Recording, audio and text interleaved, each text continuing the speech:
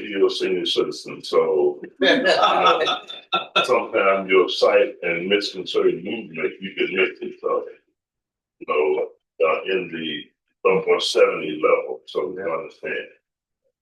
I'm going to turn over to her and she will introduce herself. I'm just going to say this about her. She has experience. I'm going to introduce the one that's going to come forward. Okay. She has experience working with USDA, National Research Conservation Services.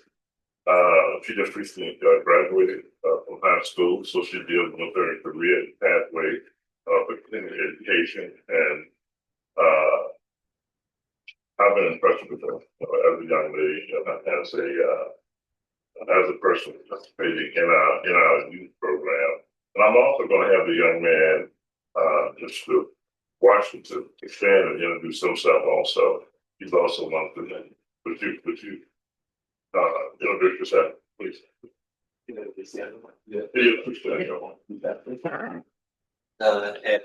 name is Sterling Washington. I go by O'Neill. I'm from Wheatley, Arkansas. I graduated high school recently from ALCDC. I plan on attending Arkansas Tech University fall and majoring in biology. Yeah, I plan on becoming a researcher when I go into epidemiology. So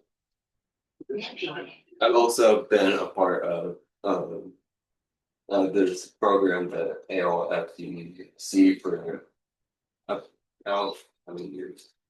Three, 4.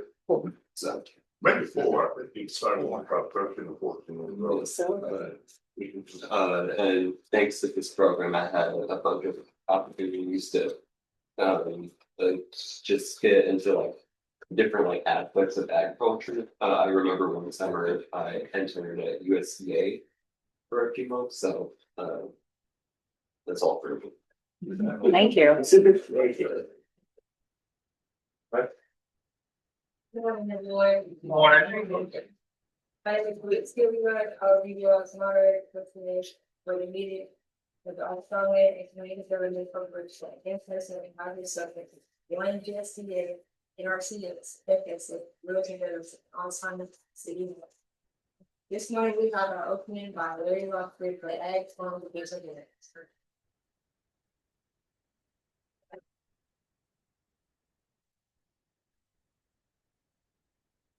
Good morning. Good morning. Thank you, young man. I can say one thing, Mr. Washington, he's epidemiologist. You're on your way to a PhD. So good luck. Say your course. So I'm the farm director with Arkansas Land and Community Development Corporation. And I've got the pleasure of working with Dr. King and staff for about 2 years. And in that 2-year period, believe me, I have been tested. I have moved around.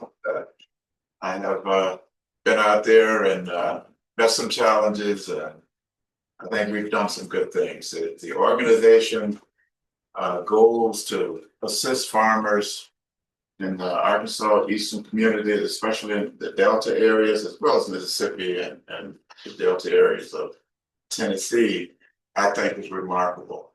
I've had a career as a fish biologist with the U.S. Department of Interior prior to returning to Arkansas to my family's farm. I actually live on the farm that I grew up on. Thank God. It's still there. Air property issues didn't destroy it, thankfully, because I had a brother who was astute enough to realize that the property something needed to be done while my parents were alive. So we developed a LLC for the project, which is maybe not the best, but it's good. The land is still there, and you're still able to, enjoy the property and live there. And it's still a place for the family to come back to. We would like to see all the family farms stay that way if possible. So, in some situations it's difficult to do that, but as families disperse across the United States, and we know our family members go everywhere because we're not afraid to travel. We're not afraid to live in other areas. we don't have to stay home if we don't choose to. So we can do that and then we can return. So after my career, I returned to, help my mom and dad their last 3 or 4 years of life. Yeah. And they lived to be 98 and 100. So long life. That's good.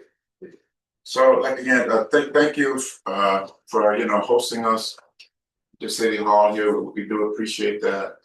And on behalf of Dr. King, our president and CEO, and our board of directors, we welcome you. And this roundtable discussion will include benefits that the United States Department of Agriculture have to offer you, as well as those benefits that Arkansas Land and Community Development Corporation have to offer. So to start with USDA Farm Service Agency, it's a two-tier type program. There's a program side as well as the loan side. On the program side, that's where you look at getting your farm numbers, your tract numbers, as well as their conservation reserve programs that are available there.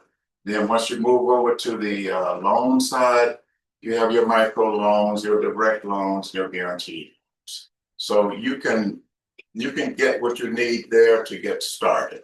You need money, it's there. If you need your farm number, tract number, it's there. And if you go in and get a plan developed, knowing what you would like to do with your property, and if it's a multiple owners, knowing what you like to do with your property, if you have an idea, FSA can help you develop that. Yes. And FSA is also capable of working with heirs property owners, which has not always been the case, but now there are avenues that heirs property owners can actually get and obtain a farm number and farm their land and be able to access USDA programs and services. Once you leave FSA, you go to National Resources Conservation Service, which we refer to as NRCS. NRCS is all about conservation, preservation, soil health, water health, and they run programs like EQIP, which is very familiar with a lot of folks, the hoop houses, the high tunnels, the low tunnels, the CSP programs, and such. And then we leave that agency, and then we move into rural development. And rural development is responsible for housing support, for permanent homes, for community facility support, and etc. I think a lot of interest at our meetings center around community development, business development, as well as housing. The 502, 504 program are available, and there's also a grant program that's available for seniors who qualify. And because we have panelists here who are skilled and knowledgeable in all of these areas, that was just a quick overview. And I'm going to stop now and turn this back over to the hand of our narrator so we can get on with the program. Again, thank you.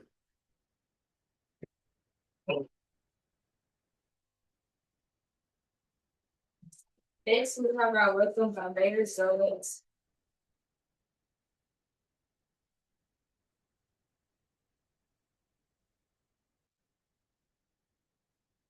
I'd like to say good morning to everyone, and I certainly appreciate all the different agencies coming together today to be able to offer your program to our community. And I want you just to feel welcome. Sorry that the GPS kind of gets you out of but I'm happy that you're here. And also, know it's kind of a little congested, so you all see the services that we need already. Some of them, at least, but hopefully we can be able to link something with the program to improve our. Thank you. Thank you. Next, we will have our USDA urban president of the deal.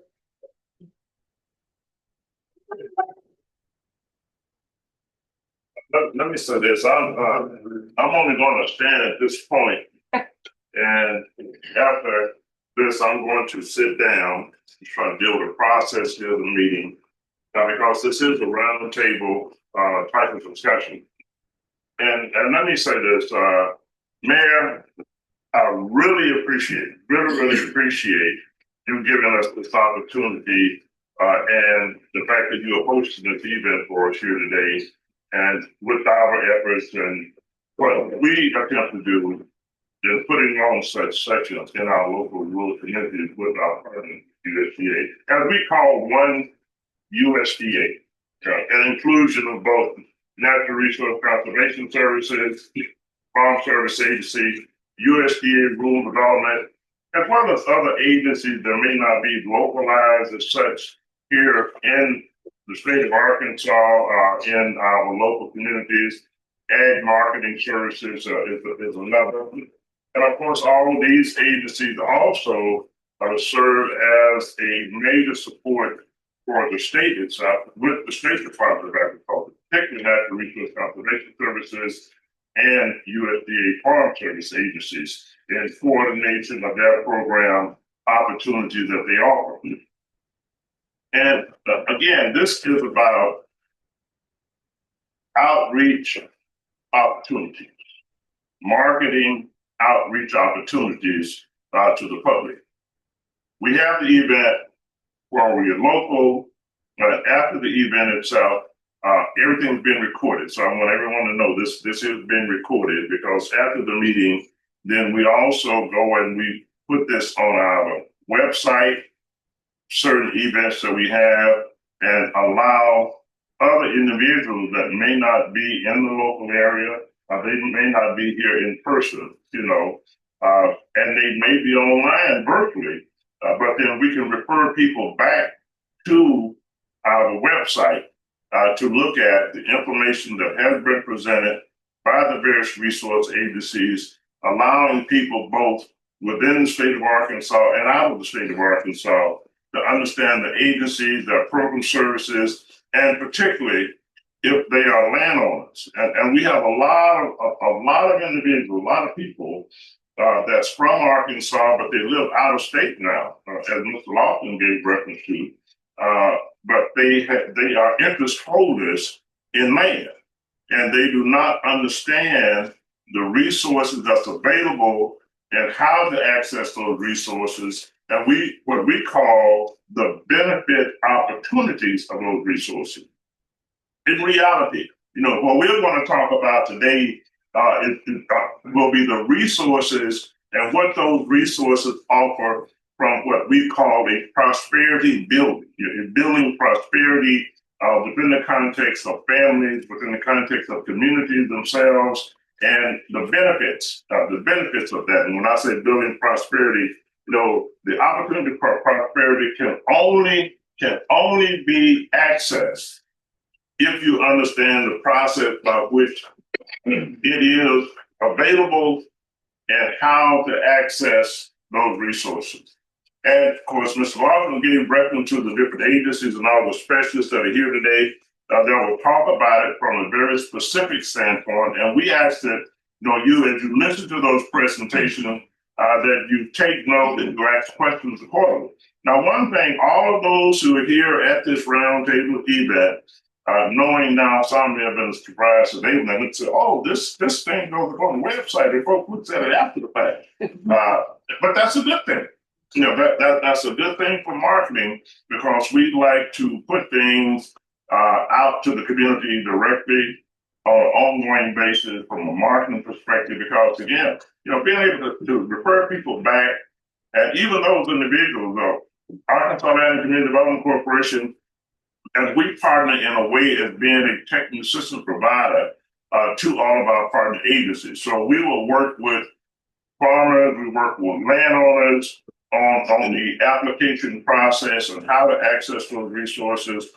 We will also work with them in a process to take them to the agency or the agency representatives, or refer them to the agencies and the agency representatives, allowing them to benefit very directly from that technical assistance and their capabilities in doing what they do in providing those services and making sure that that opportunity that is available, that individuals in our local community are able to benefit from those resources that they have at hand. And so that's what this meeting is all about.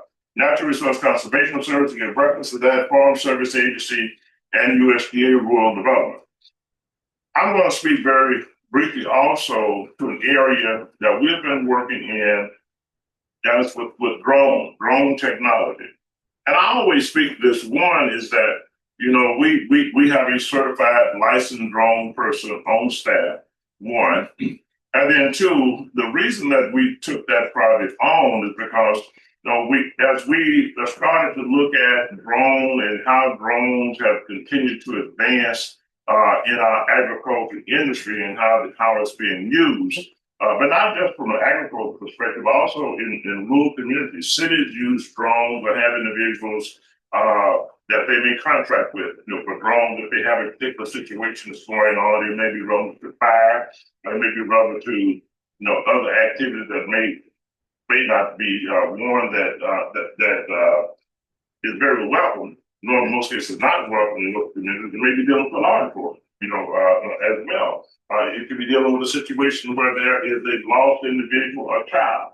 And you see it often, on television, on the news, and where they're using drones to deal with a search and rescue process, and they're using drones. So we try to bring this information to the public. It can be done. We've done it, and the process by which one has to go through in order to be able to establish that infrastructure, that human infrastructure, a foundation to be able to utilize drones in various areas, and also make our young people more familiar with drones and from a technology perspective, how they use it in agriculture. We use drones from both a pre, an intermediate, and a post process in doing assessment on farming operations. It can have, as far as conditions of the plants. Right now, I guess you could use them a lot to really fly the drone, to look at the flood situation, take the pictures for a particular farming operation, making sure that those pictures become a part of their file. And if it comes down to a situation where they're having to file and have evidence of how the disaster has affected their farm, then they can make available as a part of the application process for financial assistance with the disaster, the time period when this flooding took place, the conditions in what their fields were doing that actually it can cause preventive planting, as an example. So you have that fields are flooded, altitude wet, and of course conditions and media also, make all that information available as well. But for you to have your own information and being able to file applications accordingly, based on that process or a field assessment, intermediate process, and a post process, particularly if they've planted their crops and the flood situation has taken the crops out, either they have to replant just itself, disaster has resulted in this, lateness in the season did not replant. So again, drones, from a technology perspective, the benefits of use of drones and how drones can be used from an agricultural perspective with row crop production and particularly with vegetable crop production. The other area that I'm going to talk about in a brief summary manner, Mr. Lofton gave reference to it from the perspective of his own experience and his understanding of air property. Air property exists in most areas and most communities you go into. And those communities, they're not untouched. I don't care if it is urban or if it's rural area, you will find air property. Air property can be a barrier. It can be a barrier. It can be a situation that prevent a family or individual from being able to access the resource that's available by way of USDA, both from an agriculture perspective as well as with housing. Air property, decent distribution as far as interest and ownership in property, when there is not a will left. There's not a will left that specifically it says here is my will by you from your family member, from your parents, and these are my wishes as it relates to the assets of my holdings and the property here and how it is to be divided. I'm leaving this to my children, and not from a very general perspective. You know, it has to be something that is very specific as it relates to what their interest is in it, and if it's 4 20-acre sections and they're all separate, then they could be pretty specific on that. That I'm leaving to John No, this 20 acres, and I'm leaving to Suzy Q, the other 20 acres, and Asa, another 20, and Calvin, the other 20. Okay, but that's just a I think I gotta get some land out of this piece. All we're gonna be passing out assets around here, but that's just an example. Now, in most cases, it's not that easy. Now, two things from this perspective, from the air property standpoint. One is that many individuals, I was on a Zoom meeting yesterday, and all of the heirs, none of the heirs lived in Arkansas, and they had a pretty sizable amount of land that's located in Arkansas. But they were not familiar with it, did not understand, the air property laws, the current air property laws, and what those changes represent under the Unified Air Property Act. Now, under the old law itself, and of course, they were familiar with the old law. Now, the reason people are so familiar with the old law is because of this reason. Under the old law, families, individuals, including myself, have both seen and heard horror stories on how people or families lost land under the old law. Under the old law, if there was no will left in any one individual, it could be a great grandchild. But if that great grandchild decided that they wanted to sell their interest in that land that may have been in the family for 100 years, if they sold that interest, could be a very small interest, if they sold it to an outsider, or if they petitioned the courts that they wanted that interest out, then under the old law, then that property was automatically sold, because under the old law, that land could not be divided equally and equitably. So then the land would go to sale. Now, so that means that individuals that have migrated from this area, and they may be living in California, Illinois, Missouri, wherever, more urban type of setting. But just from the culture perspective and the history of air property, they have those memories as well, because they have not dealt with the changes in the law. And I don't care who it is. It could be black, it could be white, whichever. No, it comes with the same effects. I don't care what color, if you're involved in an air property situation. And people have that type of memory from the history and the culture being in rural areas, and particularly in the South, under the old law. But the new law that changed a few years ago, roughly about 7 or 8 years ago, maybe a little bit longer, under the Unified Air Property Act. Now, we worked on that in partnership with other organizations and elected leadership and others. We worked on it for over 20 years. And we're fortunate that the law was changed. And what that new law requires is that if any one individual that has interest in air property, if they decide that they do not want to maintain their interest and they want to sell it, they must first offer that interest to another heir. They must offer to another heir who want to maintain that estate, maintain that particular piece of property. So they can't just sell it to an outsider. So if they go to court and file a petition now, then normally the court order, the court decree will be that you must first get an appraisal of the property on the actual value and offer it to those individuals who have interest in the property and they do not want to sell. You must offer to them at what that appraised value is. That's the new law. Well, this particular family was not familiar with that, and they said they learned so much in that roughly hour plus Zoom meeting that we were able to have with them, along with all the questions they had regarding natural resource conservation services, conservation reserve program, how does it work? You know, how do you participate in it? And then the difference between cash rent and crop rent, which was a very, very good question. Now, and I said, well, in this process, it depends. You know, if you're dealing with crop rent, then it depends upon how your lease has been written and executed with the operator. And said, well, what about the program payments?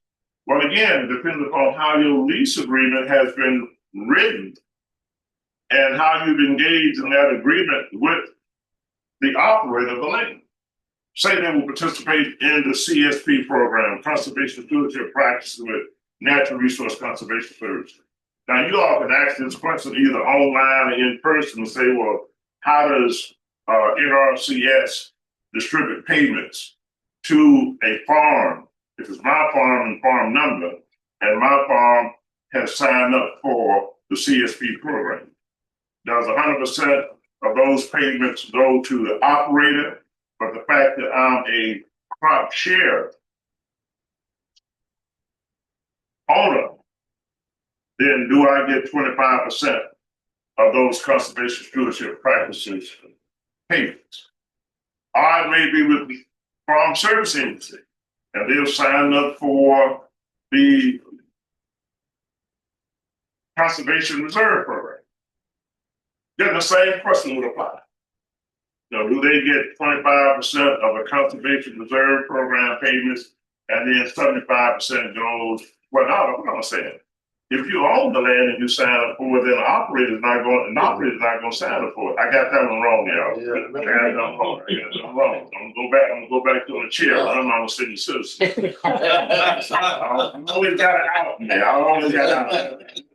That's what I have to use that when you pull it out, pull that out. But only in the CS, the Conservation Stewardship Practice Program would be one example. The other one, but it still would go back to then Farm Service Agency, not on the Conservation Reserve Program, but on the disaster payment. Then you would ask them the question. You would ask Farm Service Agency the question. Okay, my understanding it was a disaster, and I have a crop share situation because that's the way I have my land rented out. Do I get part of the disaster payments? You know, so FSA then individual said, well, you didn't ask FSA that. And you didn't make sure that that's a part of your lease agreement, that as the owner, then we receive a part of crop and all other income relative to this farming operation and on this land. So it has to be very specific, no matter. So, but the benefit is this. As we talk about it, we have these discussions from a roundtable perspective, and those questions and those answers and how the resource agencies talk about that is beneficial not only from what we do at the present point in time, but also we like to use this information as a part of marketing and outreach for those individuals to refer them to be able to understand both the programs, where they may be, and how they fit within the context of those agencies' resources that's available to them. I'm going to stop at this point now. I'm sure I've gone over my time, Ms. Moderator, Ms. Alicia. If Ms. Williams was here, but she's not here today, I know she's having a lot more fun. If Ms. Williams was here, I'm sure she would have already either, either she would just give me that look and say, and she said, well, Ms. King, your time is up now. So I'm going to have my seat, and we're going to continue this conversation. And you don't have to come to the podium if that's okay. They don't have to come to the podium. Does that work? Does that work okay, Michael, for the film? Okay. Yeah. You all been recorded. Every question that's asked is the best question. Every answer that's given, it's a good answer. It's a good answer, and if not a good, it's gonna be the right answer. You know, it's gonna be the right answer. Now sometimes to get a right answer is not a good answer. You know, so on that, because when I talk about those barriers, so if you ask a question that's related to the barriers, now the answer they may give you may not be good, but it's gonna be right. I can promise you that it's gonna be right. So I'm gonna turn it over to the moderator to come back and she will bring forward the next presenter.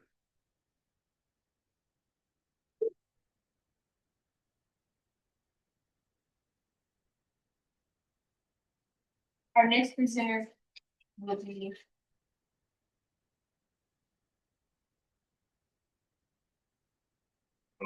On stage. it will be the Farm Services by Leah Brewer and Colin Rose.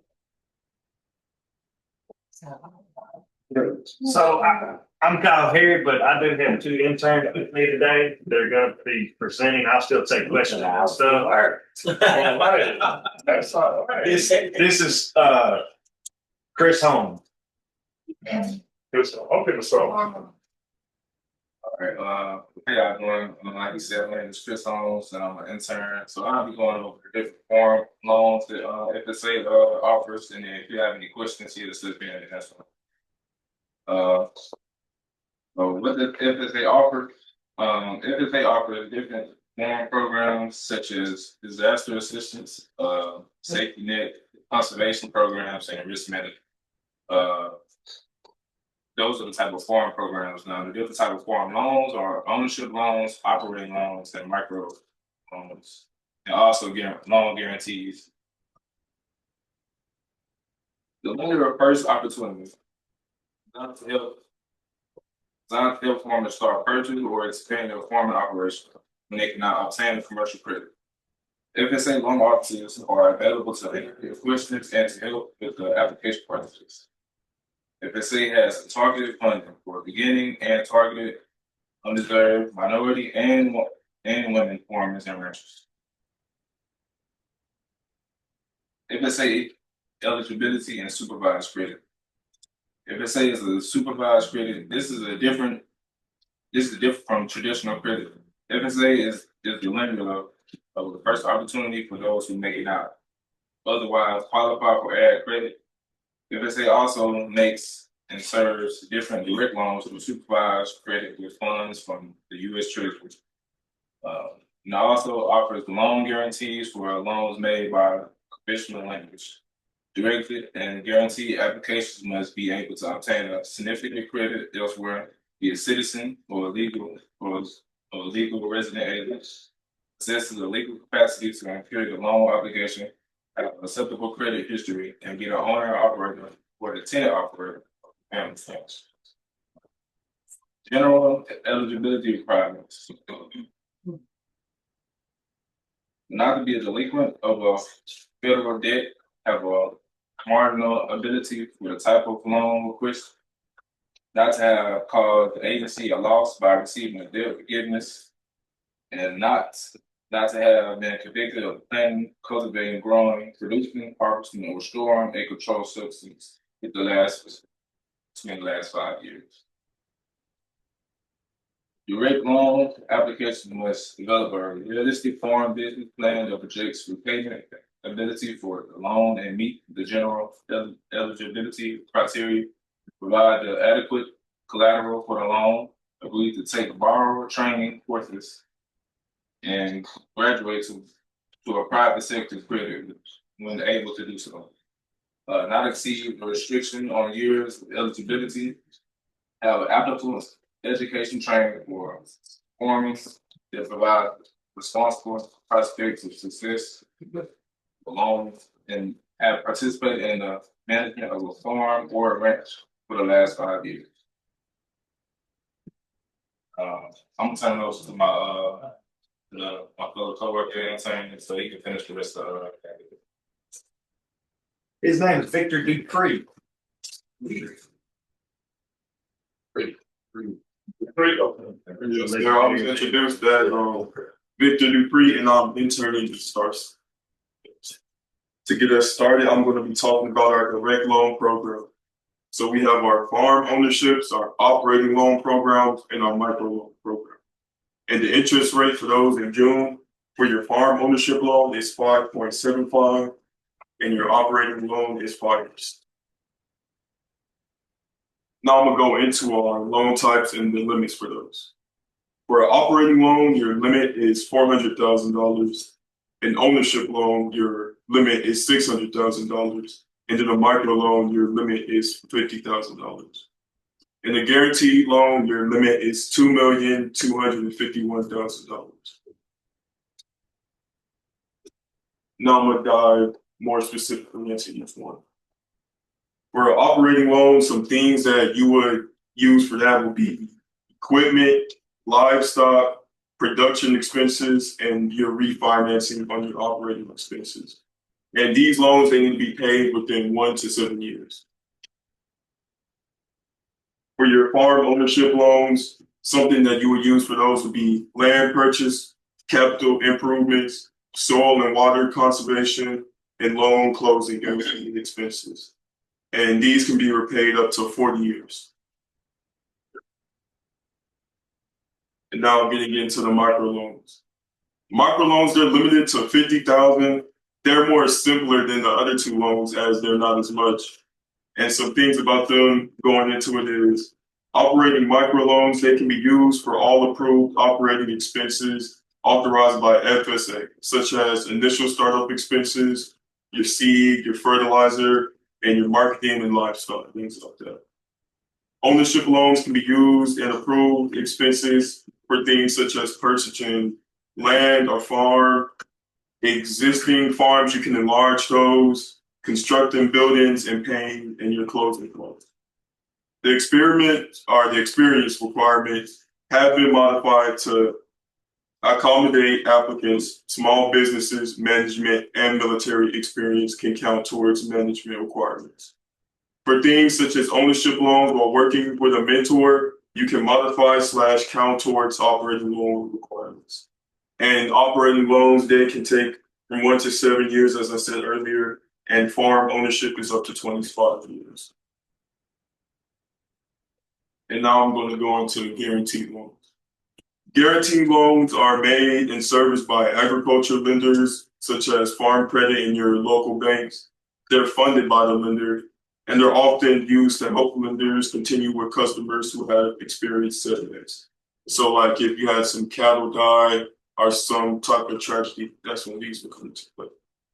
To qualify for an FSA guarantee loan, an applicant must meet the general eligibility requirements, be able to obtain a loan without a guarantee, and have a feasible plan and adequate collateral as determined by the lender. So something for your collateral might be your equipment that you have purchased. And the limit for these guaranteed loans, as I said earlier, is $2,251,000. And now, any questions you have may be directed to Mr. Powell.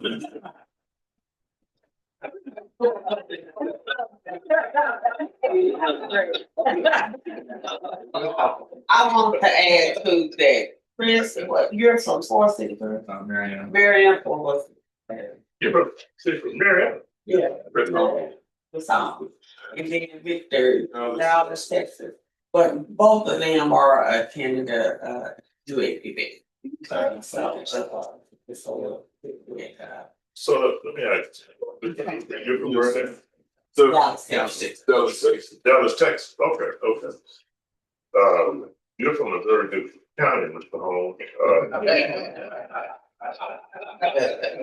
You know, I've heard of that county, Lee County and Marianne. Oh, yeah. Yeah, I've heard of that county.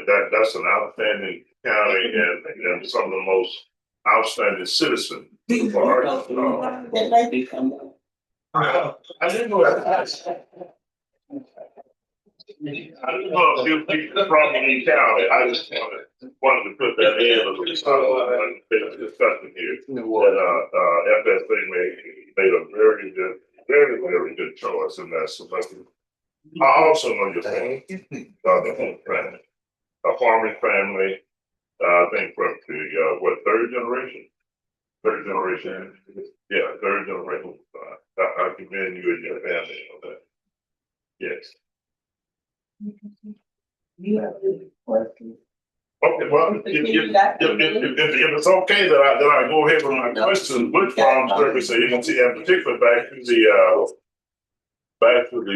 area with FSA, and you gave reference to you made a statement reference to the loan on the capital investment on the loan up to 40 years, and the inclusion in that was not just the purchase of property, but you said conservation. Now, yeah, 25 years been the maximum number of years you could finance that. So, okay, 25.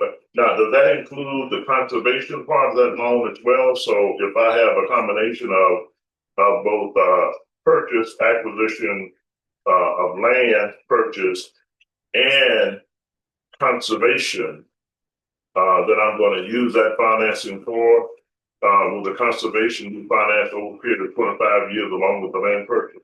So let me take that one, because since I've been at the agency, I haven't seen one conservation loan come through. I'll have to get back with you on that one. That one's a tough one. Okay. And conservation loans aren't done very often at all. Okay. Program that's not utilized.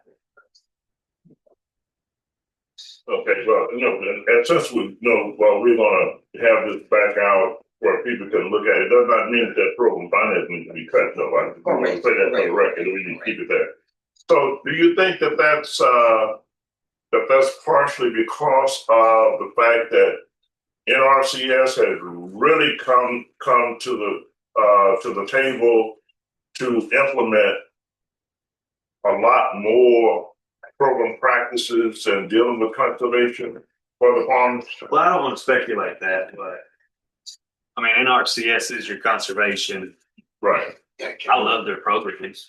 I'm enrolled in them personally. That's who I go to for the conservation and everything. And keep in mind too, they do cost share on this stuff. Whereas FSA is a loan. Right. You have cost share versus the actual. It was When somebody calls me, it's most definitely go to NRCS first on conservation, because those are grants. You don't have to pay those back.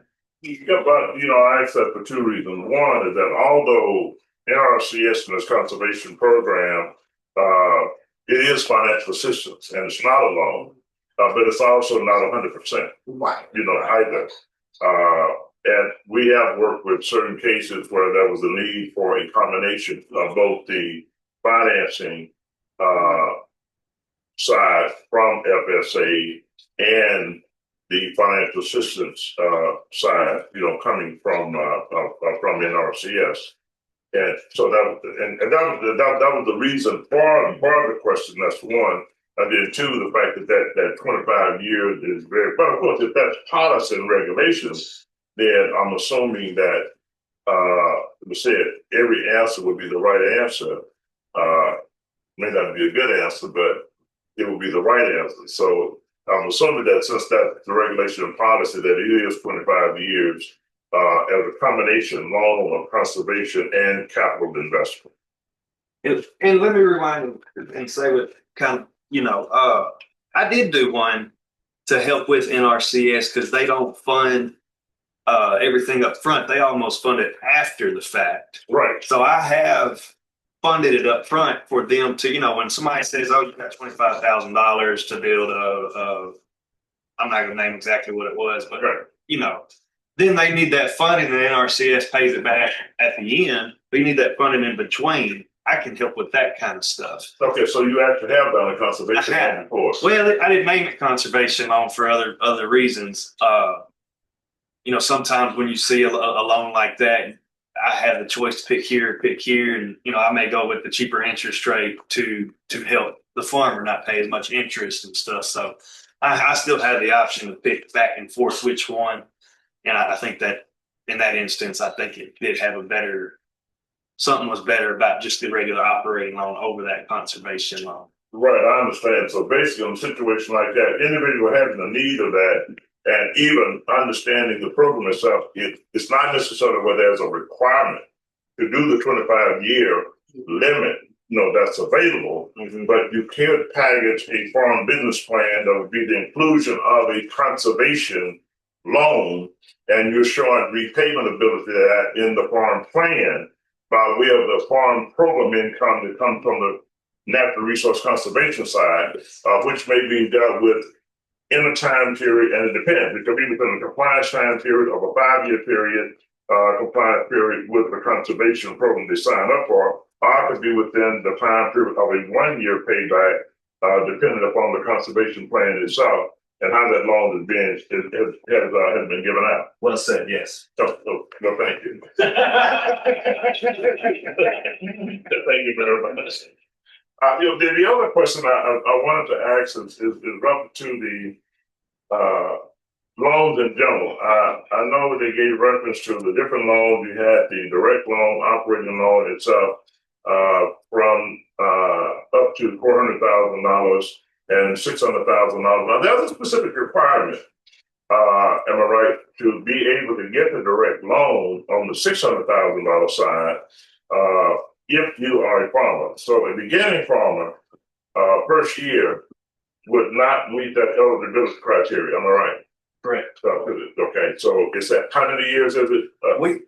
10 years. We say you have to have 3 years. 3 years. If they don't have to be consecutive, but it's got to be out of the last 10 years. 3 of the last 10 years. Got to show proof of that. So, somebody comes in and says they're going to start farming right out the bat. I know that's can't do that. You can replace one of those years with, now you went over that, with some farm management, military. There's a list in our handbooks that we can kind of replace a year with some of that kind of experience.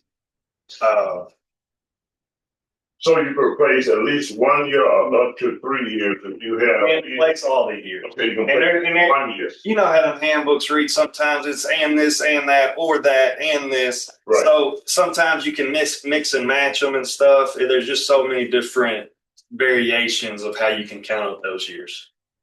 Okay, my other question, Mr. Dupree, is in relation to the types of loan. I didn't even give reference to the youth loan. That's because it was just updated. And I didn't put I would tell you, you're covering your intern. That's not true. They've only been with me for like 2 weeks. Yeah. But Cal can talk about The youth loans have just been updated. I think they go up to $10,000 now. Right. I think you can get them up to 18. You have to have a mentor. You have to have you talk to your parents and make sure that everything's kind of in line with it.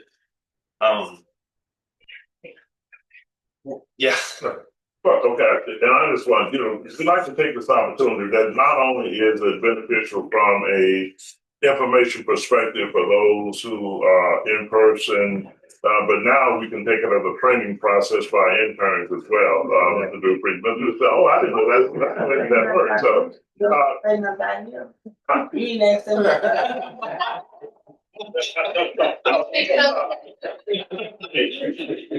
okay, I am definitely coming back to the program side. See, I'm only dealing with the loan side right now. But the other area of question that I wanted to ask is like the beginning farm.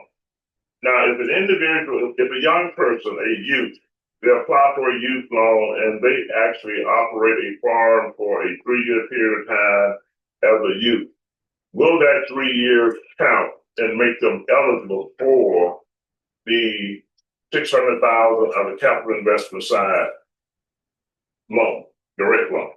If it's within the 10 years? Yeah, within the 10 years. So there's the youth, they come in and they apply for a youth loan for the first year and they start off with livestock, they buy a 10 head, from a ranching perspective. and they do a second year continuation as a rancher and a third year rancher, farmer still. And then their fourth year, they come in either for the, say, a regular operating loan to expand the operation and for a capital investment loan for $600,000. Would they qualify?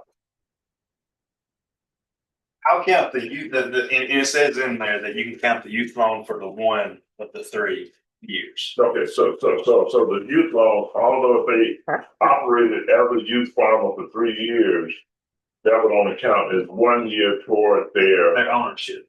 to be eligible for the ownership loan. I'm almost positive that's how it's written. And that's changed, cause it used to they got it all, Okay. so that's a change in there, so. But for the operating, yeah, they're let's go. Operate. Let's make the loan. What's the interest rate on the youth loan? 5%. It's gonna be the same. Okay, 5%. And those change monthly. So July 1st, it'll change. Okay. They'll tell us like a few days before the. And I kind of wanted to expand on why it's so important to 3 out of the last 10 years. Because when you're thinking about going into farming, we've had so many people come in, and I use myself as an example. I don't know much about farming, and they'll come in. They're like, you know what? I think I want to buy some land, and I or chicken houses or something like that. And they really haven't shadowed anybody, and they really don't know a lot about it. So a couple of years after that, they're like, I'm doing. I don't like this. It wasn't what I thought it was going to be, but hey, you owe $1 million. Sure. You know. So we see so much of that because they have not thought about it. They have not shadowed anybody. They have not went on that cow farm. They have not went on that poultry farm. They just see Kennard doing it. So it must be easy, right? You just for a chicken, you just throw some feed out there, right? No, there's not cows. All I see is a bale of hay out there and the cows eating it. So it can't be that hard, right? Well, it is. It is hard. So that's why they just figured if they've done it at least 3 years, that they'll be a little serious about it. So some people just wake up in the middle of the morning, like, oh, I ain't doing nothing else, you know. So and that's not like that. So our purpose is to put you in farming and to keep you in farming. We don't want your land back. We don't want your equipment back. We're in it so you can be a prosperous farmer. That's our goal. So Look, well, just for clarity purposes, and that's just Mr. Dupree, his presentation, you gave reference to also if you've had the management experience and working with the farming operation as far as eligibility on the beginning farmer side and educational background. So, say as an example, individual they come out of college, they have a degree in agriculture, and they have also been a part of that family farming operation for a period of actually their lifetime. I mean, I grew up on a farm, and then I got out of college and finished and moved back home. Then I actually went into farming for roughly 25 years. Okay, so the individual has been a part of farming operation all their life, finished that degree in agriculture, be it whichever it may be, and then would they qualify for the capital investment loan side as a beginning farmer? So that still counts as that still counts as 1 year. Okay. So that management level you talked about, an educational side, would only, but that's a combination of both. They've been involved and worked with the management and operation of a farming operation, because they're part of the family farming operation, and they have a college degree. So does that count as 2 years or 1 year? That goes back to in that handbook, you got to look at the combinations and what can count for what. I can't remember those combinations of all of them. There's so many of them.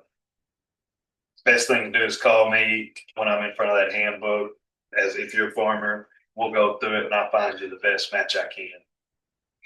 So you gotta make sure you give the right best answer. The right best answer is always, and I get that from the handbook. You know our hand, like that's that many pages in a handbook. I can't remember that. I'm gonna have to go through it, read it, and Oh, I understand. I look on the computer and I have to go to my cheat sheets. You know that already. All right. And you know, keep in mind too, y'all, it's a difference if we have, when you said I grew up on the farm. We have so many people come into our, grew up on the farm and farm all life. There's a difference between growing up a farm and managing a farm. Oh, I understand. There's a difference. Yeah. So they think they don't grew up on the farm, so I was like, so we have to, Cal have to be like, okay, what did you do? Did you make any management decisions? Do you know how much chemical to actually buy? Do you know, or is you just doing what granddaddy told you to? You know, like I said earlier, we want to keep you on the farm. Are any of you aware if fish farming will qualify as farming? it does. You I got all some. you don't know. Talking We used to have a lot of them, like village, a lot of them. I still got a lot. That village. I mean, as far as years of farming. Yes, so they're gonna file that on their Schedule A. I mean, Schedule L. Schedule F is the best way to prove that you've been farming. Yes. Bring me a Schedule F, Yeah. automatically I know that that's how long you've been farming. That's the best verification.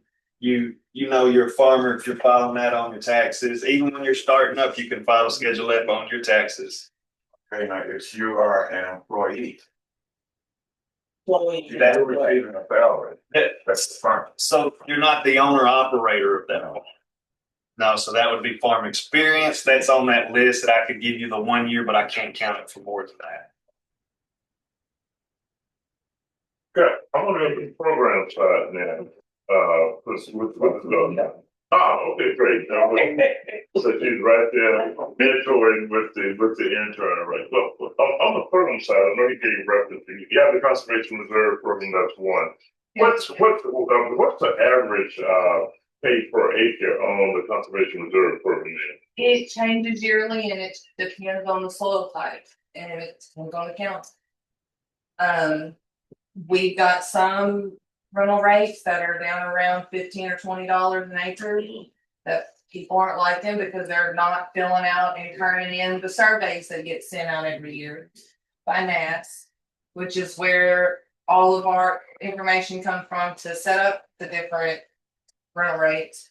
We have some that are up around the $80 and $90 mark an acre. It just, you're gonna say, hey, I've got this farm, I've got this section right here on the creek, the bayou, the river, whatever it is you have that floods constantly, should have never been cleared and put into crop production.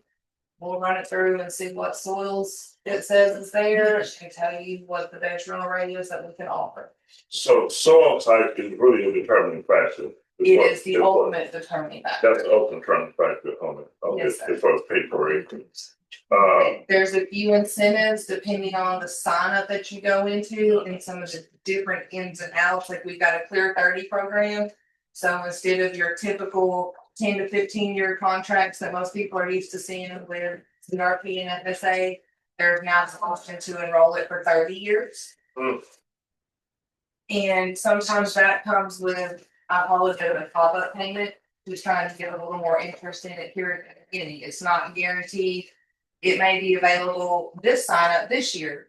And then when the next sign up comes around, there may not be any extra incentive to try and get people to sign up this particular CRP. Yeah, but It's like a top up, so you call them. We're in the middle of a sign up right now. okay. They extended our deadline. It was last Friday. But now they're giving us another couple of weeks. So if anyone's interested in CRP, they'll call and say, hey, we're interested in this, and we'll run go, well, what would be the difference in our rental rate if we did a regular 15-year CRP contract versus the Clear 30? Will we go into it for 30 years knowing that at some point it's probably going to transfer to their children?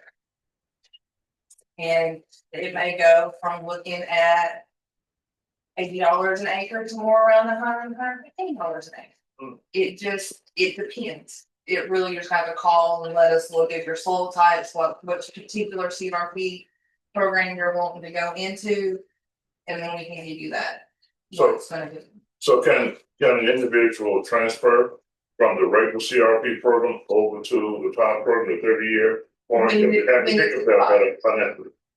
when it's coming up and it's time to expire. So normally starting about your last year of the contract, FSR starts reaching out to FSA, reaches out, hey, you know, this contract is set to expire at the end of September. You know, are you looking to re-enroll it? If so, here are what your options are that's available. If not, they tell the fact we're not interested in re-enrolling and they tell them October 1st. They're no longer obligated to leave the trees or meet all of our specifications for it to be an active CRP contract. I'm gonna come back to the NASH side of it, but first, I want to ask about, on the program side, again, the market assistance payment. Now that sign-up period is presently open, No, sir. it's closed. That program closed months ago.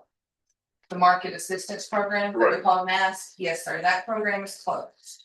They were talking about possibly coming out and doing some top-up payments a month or so ago. Cause they set so much money aside Mhm. for our specialty crop producers. And then they did the entire sign up, which ended in January, if I remember correctly. And then after they went through and they said, okay, we're gonna pay everybody this amount of money, so they went through and they paid everybody. They went back and said, okay, we got this much money left over, we're gonna go back and pay everybody an extra whatever percent. And they said that that money was gonna be coming out, and then everything got put on hold. And at this point, those top-up payments are still on hold for those who had already previously applied and been approved for the program that. So that's on the vegetable. For the vegetable. Yeah, okay, yeah, because you had two sides, you had the one with the vegetable production. So that 1.2 billion on the vegetable side, that never came out. Not that extra payment. Not that extra payment they've been talking about, not yet, no, sir. So that has not. But the announcement was made that funding was available and they were going to start the Making payment second process. payments, and Right. then everything got put on hold. They put the cart before the horse, and they didn't even have a horse. Okay, that's kind of hard. Yeah, make it hard, it make it hard to move forward, okay. Or air, today. Can I say that because, we've had email inquiries, I think you've seen some of those, regarding the payment on for vegetable production and the fact that there was $1.7 billion that was made available, that sign-up period was going to start. And that money is going to be made available to the producers, all the vegetable producers, so that has not happened yet. Okay. What about the market system for our traditional crops? We have got the ECAP program. Correct. Going on, applications were mailed out to everyone who certified a row crop last year. Okay, Whether, it could have been a prevent plant. It could have been, you own the land, you operated the land, it could be you cash rented the land and the operator got the full payment, it could be that you share rented. And then the operator got their 75% of the payment and the landowner got their 25% of it. And that program deadline is not until August. It's one application per operation. for operation not one. Per operation. So say you've been a very good example, Mr. King. Yeah. You have, say you farm in 4 separate counties. You will have one application that will cover all of your ground in all 4 counties. Okay, Instead of having to go to each individual county and fill out an application. okay, So whichever county is your control county where you turn in all of your eligibility paperwork, where you go and report your acre certifications, turn in most of your program application, that's where you would go in for that ECAP application. If you've not received it in the mail yet and turned it in.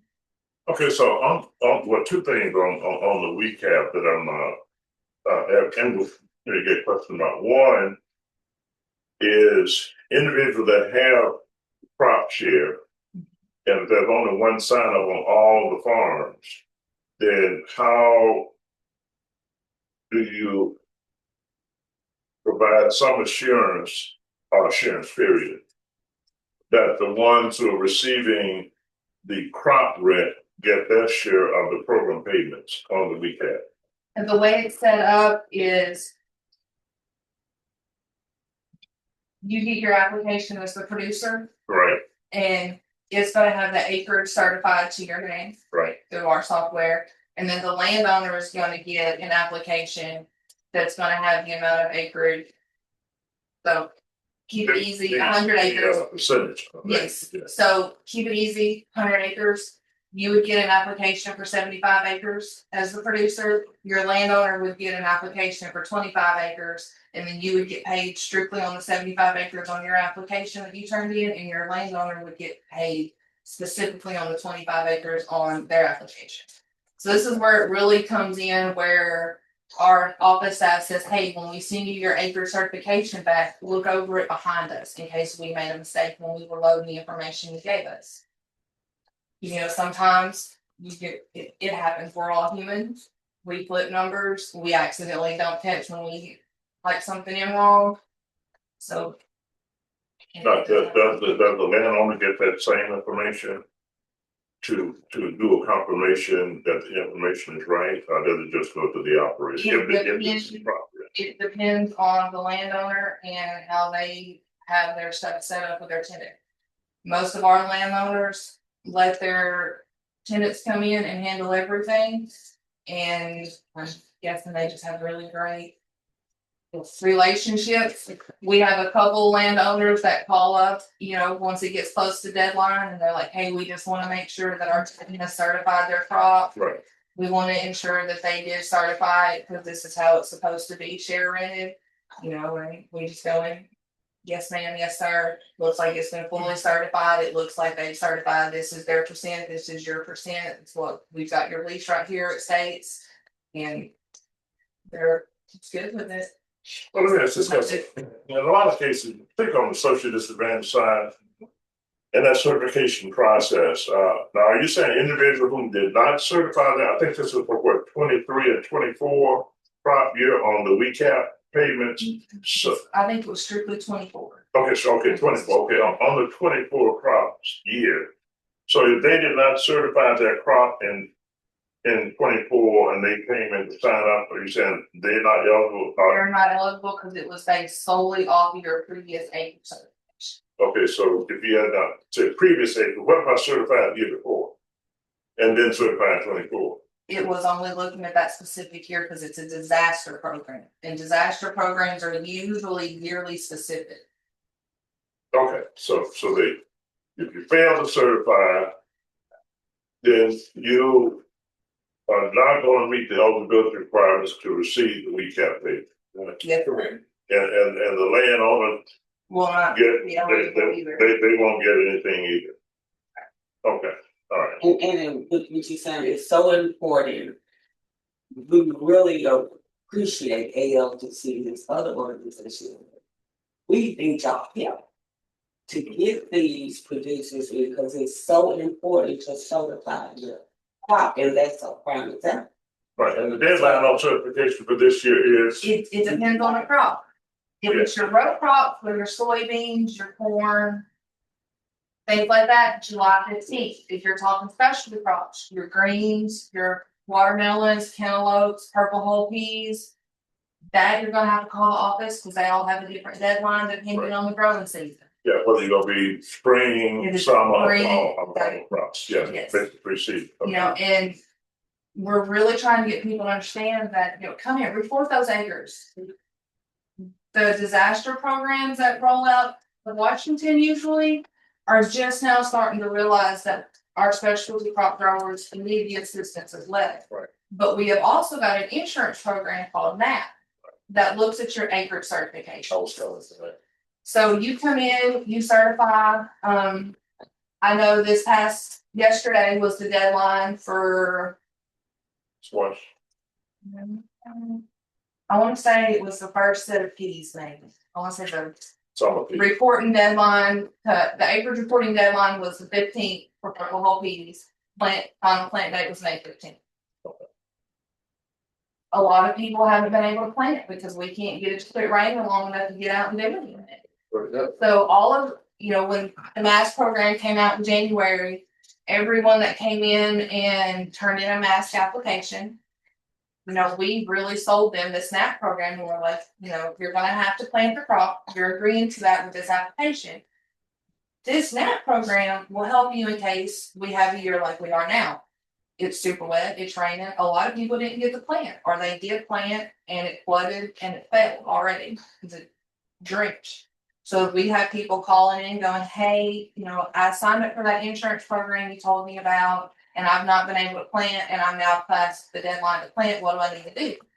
They'll come into office, they'll file a prevent plant claim, certify that they had to prevent plant due to rain. We'll fill out a loss adjuster form through this insurance program. We'll send our adjuster out, and hopefully within a month or so, depending on how it all works out, we can be giving them an insurance payment to at least reimburse them on the seed that they tried to plant or whatever they did to get their ground ready before the rain set in and they were unable to get their crop in the ground and stuff there. And both, particularly those both online and those who are in present, just talking about the NAP program, which is the insurance program, and it deals with the risk factor without even gardening. Mayor, so those who have large gardens and small acreage production and the certification process, certifying those gardens, and we call them micro urban farms. And I'm going to come back to that too, as it relates to making sure you are in that category. The same thing would apply to those individuals. If they have a garden area and they've been operating for a period of time, both for home use and they sell direct to consumers, whichever, then it is equally important to those individuals to go into farm service agencies to sign up and to certify, those particular operations. And they call them micro urban farms. Now micro farms and urban farms.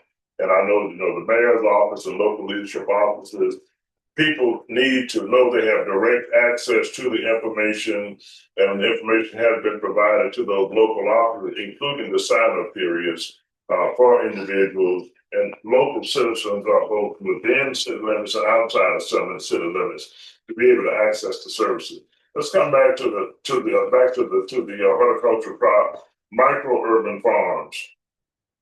Becoming a micro urban farm, being eligible, I don't guess you have to have this, but those individuals who want to become an active farm numbers. I know that's on the program side, Mr. Holmes. Also, I don't think you gave reference to the farm numbers, but I know it's here. I know it's here. I'm just picking on. I like to pick on these. I like to pick on these interns. Yes, farm numbers. That's the first step to doing anything with FSA and NRCS. The NRCS will ask you first off, have you got a farm number with Farm Service Agency? You say no, they'll walk you down to the office and meet us. Usually we tell you we need a copy of your file deed if you're the landowner and you're going to be farming your own land. If you're going to be leasing the land, we'll need a copy of their deed plus your lease so we can get everything set up in our system. You mentioned air property earlier. We do have a few different routes we can go if a file deed in your name or the current landowner's name isn't available for different reasons down that avenue. We can ask for real estate tax assessments or deals, a proof of gift tax, wills, an affidavit of ownership or heirship. And there's other documentation as well. A lot of our air property cases is kind of a case by case basis. You'll come in, we'll see where the problem lies and which avenue we need to go to be able to verify you truly have control of the land that you're signing up with. I will tell you, because this has popped up recently several times, if we have two different family members come in claiming different things for the same piece of ground, FSA will step back and tell you, until y'all have got it taken care of, our hands are tied and there's nothing we can do. We don't get into family disputes and helping settle who actually is supposed to be in charge of the ground. That we will. Through our heirs property, I do believe we have got a couple of different people we can help you get in contact with. But again, that would be a case by case, see us in the office so we can get you in touch with the right people in terms of that. Yes, once we get your farm number and it is specific to your property, we will draw it off in our software.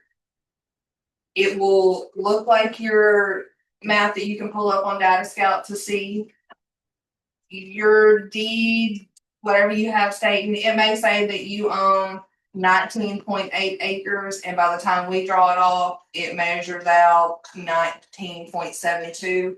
It's strictly for our records. There's no need for you to be concerned. We didn't take a little bit of your ground away that you've obviously worked hard and you want credit for. We're just eyeballing what we see on Data Scout and reading the directions on the deed and trying to draw it off in our software. So it doesn't always come up and line up to measure exactly the same. In that regard. The number just said this, I know she gave 19 acres as an example, but you know, for that farm number and being a farm, it could be the size of this room. Yes, they have recently changed all of our rules. So it's what they call the micro or urban farm. So to be eligible for the services from Natural Resource Conservation Services itself.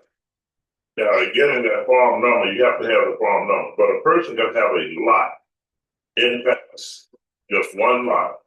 So if an individual owns a number of lots and it's in their name and they want to go in and get farm numbers for those lots, and then they want to rent those lots out to individuals as farms, then they could rent those lots out as farms.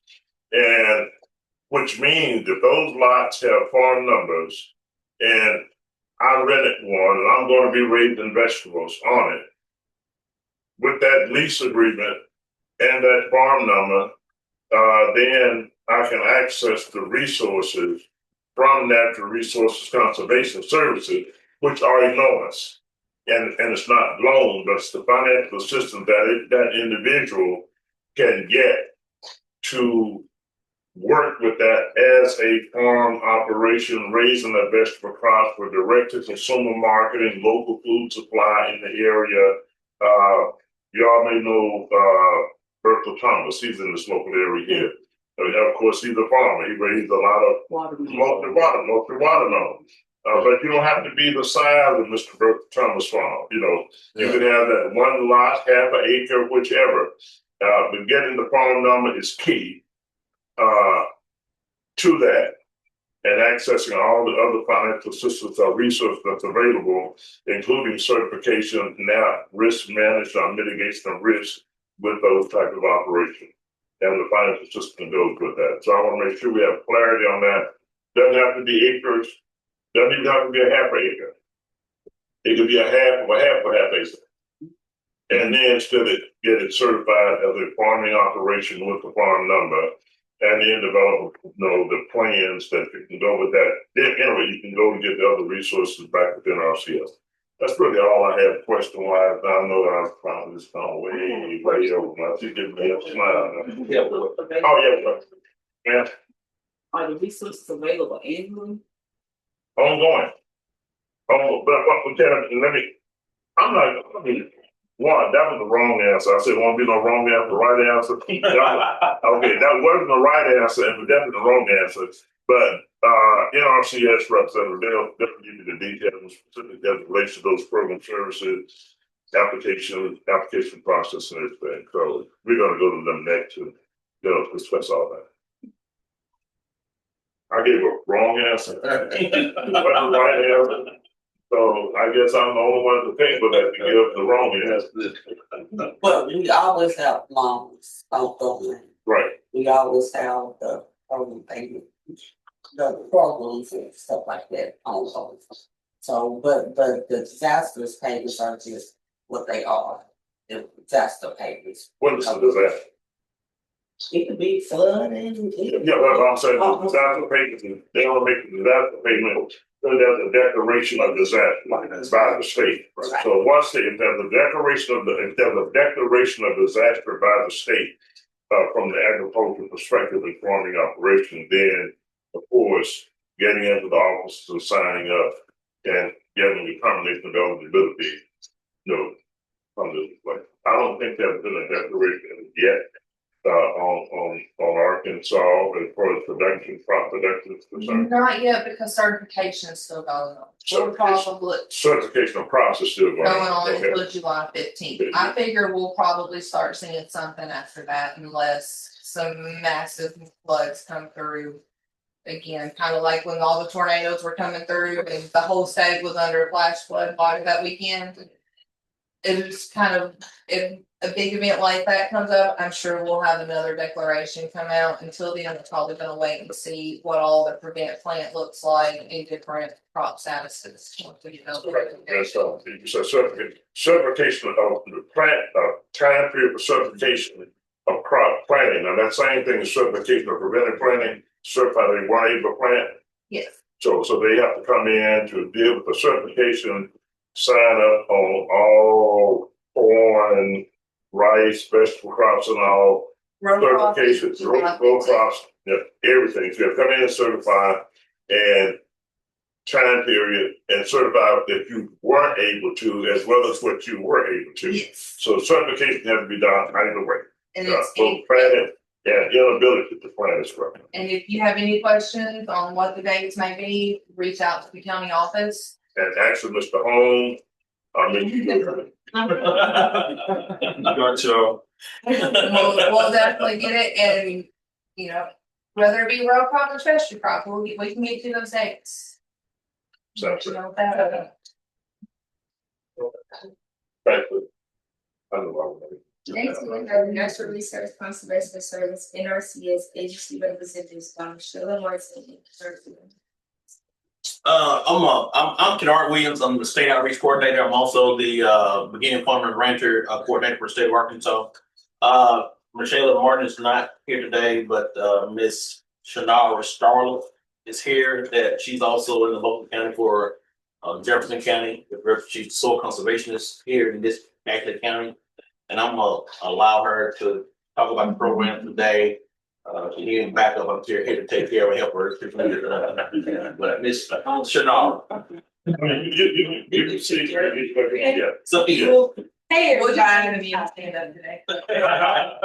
Hey everybody, like I said, my name is Shannara Starler. I'm a soil con for this area in Jefferson County. So I have a little bit about our programs. Both of our programs, the EQIP and CSP program are all both cost share programs.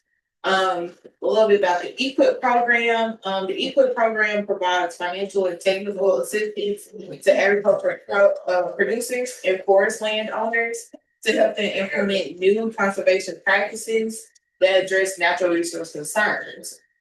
Some of these practices are to improve like soil health, water and air quality, wildlife habitats, and energy efficiency. EQIP is often used for like projects of installing like new things like cross fencing. If you have a pasture, managing nutrients, also planting cover crops and improving irrigation. So usually EQIP is best for like producers that's kind of starting out. If you have this piece of land and you want to start, EQIP will be like the best program for farmers. And so both of our programs have what was it? My brain went flat, y'all. Sorry. It went flat. So our programs, we kind of base how we do like distribute different things, the money through beginning farmers, socially disadvantaged farmers, limited resource farmers, and then veterans. Veterans is kind of, you have to be at 10 years out of service, so if it's longer, it's kind of like a kind of can't do that. But you know, you also, like I said, have limited resources that you can pick from, beginning farmers and socially disadvantaged farmers for both programs. A little bit about CSP. CSP, it supports producers who are already are doing conservation practices to maintain and enhance the practices that you're already doing. So let's just say that you're doing cover crop. They have a different enhancement that you can pick from, that you pick from. You tell us like, hey, I want to try this new thing, and we'll help the best way we can. Uh, we also will, for CSP, we like to encourage people to adopt new conservation practices. So if you want to try something new than what you're already doing, then that will be the best. Some of the different activities that we have is precision agriculture, pollinator habitats, rotational grazing. So CSP contracts last 5 years, and EQIP, I'm sorry, I missed the part. EQIP is 3 years with an extra year of maintenance. So just in case, like, you can't get into that, you know, you can't do something that year because of flooding or things, then we have that extra year so you can catch up. Yeah, have any questions? Or, you know, questions or anything? She took a deep breath when she wrote that.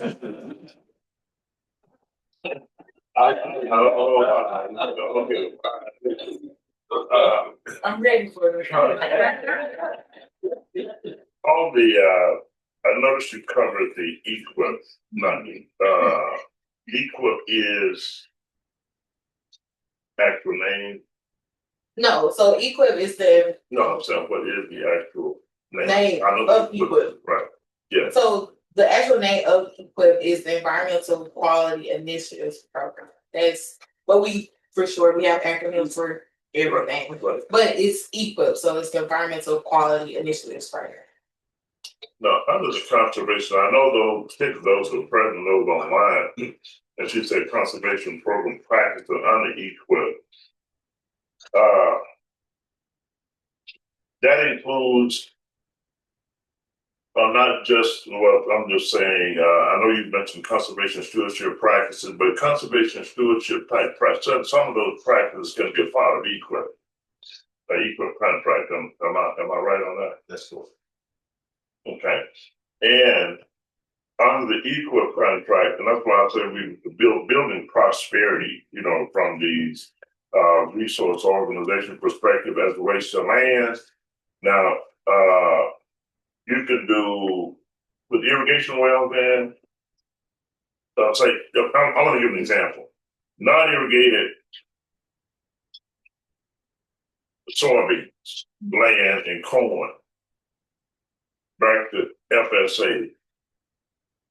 If you were getting a loan for on irrigated land versus non-irrigated land, you can get more money, right? Right. You're gonna have a much higher yield with irrigated crops than you're going on.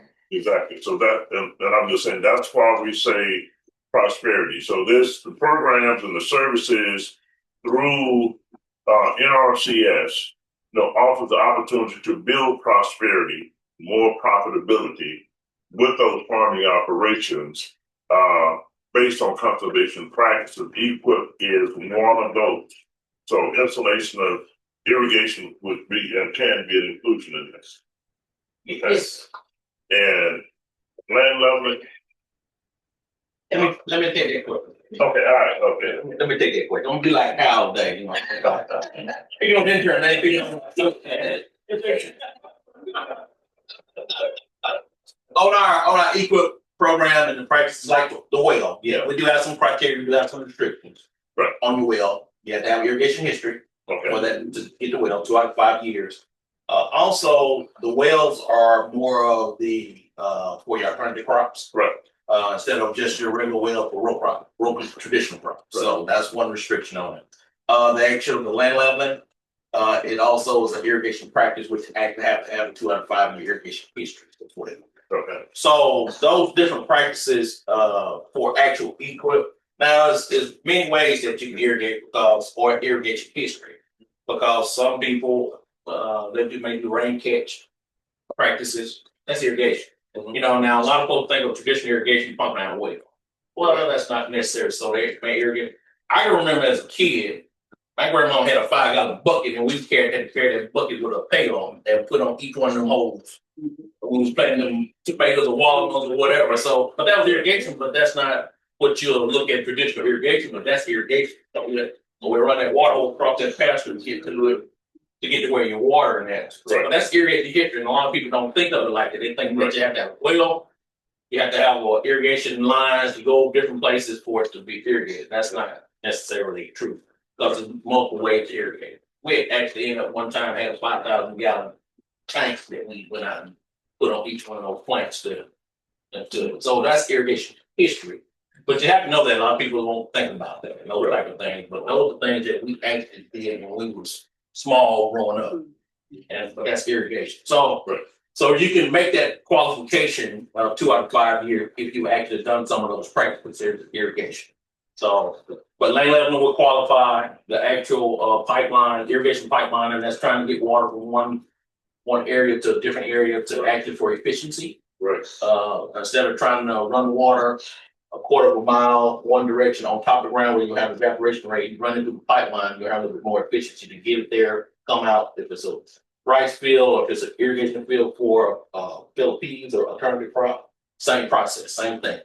So you're looking at conservation practices to actually address a resource concern. I don't think about a resource concern. The only thing we're talking about is a problem. You got an issue or problem out there, that's a resource concern. NRCS we consider it as a resource concern, but it's the exact same thing as a problem that you're trying to address. So always remember that part too. When we start talking about resource concern, it's just a problem that landowner may have. But, we also like to go out and do a site visit. That can be done with the farm number or without a farm number. That's considered CTA, Conservation Technical Assistance. We provide those services all the time. Just call our office, start with a conservation plan. But if you want financial assistance, you will have to get that farm number and track it on. But we can come out and do a conservation technical assistance and a conservation plan on your operation. When that's the start, because how would you know what all to address if you don't know all the issues that you may have on your site? And it's hard to do an evaluation or to vision what the site looked like if you've never been on it. I mean, almost impossible. But once you look at that property, look at that land, you actually have some different ideas on that land. But you may say, well, I want irrigation to irrigate this. And I said, well, there's a washing out over there. Why don't you put a drop pipe on that side so you save topsoil? Because if you don't have it, you lose your topsoil, it won't grow its crop anyway. So those type of things, the NRCS would actually come out and look at your good evaluation on your property to make sure to try to address all your resource concerns. But we know it always deal with finances at the same time. You may not be able to do all of them at the same time. That's the reason why we'll schedule it out over 3 to 5 years. Make sure you can address them and then provide that assistance over those years to address those issues or those resource concerns. Right. So hopefully that answers your question. So you don't pick on the soil. I just want to let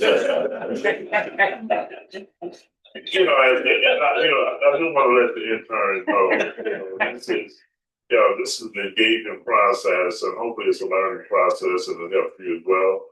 Because as you move forward and gaining more experience, then you understand also the importance of the mentoring opportunity that you're getting with these individuals that have the experience and expertise working with the agency. So it's like the further developing that human infrastructure base within the context of the agency itself.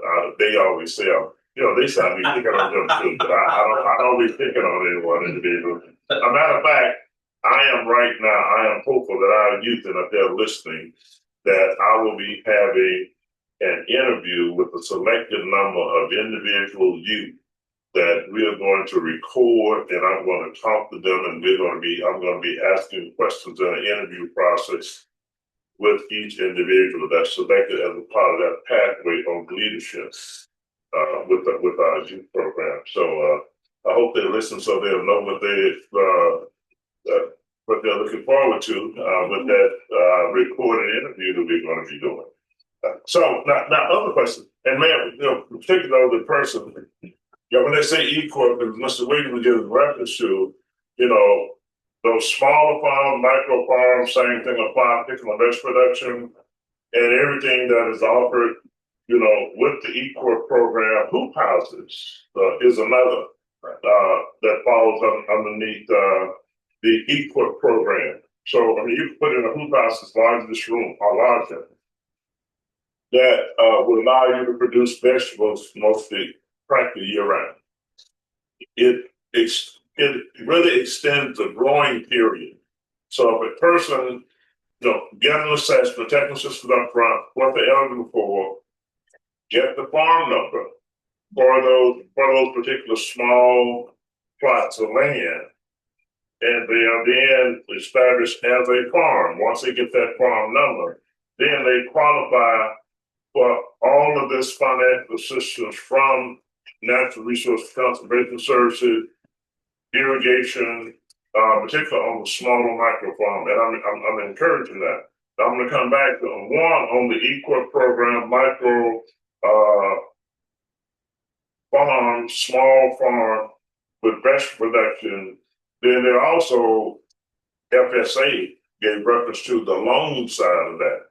I mean, once they'll give you the loan anyway, but having that set up and as a farming operation and that added financial assistance from Natural Resource Conservation Services, then you can get the operating loan up to $50,000, as a micro loan to run your farming operation, vegetable farming, small scale ranching. Either way, you may want to do 20 head of cattle, okay?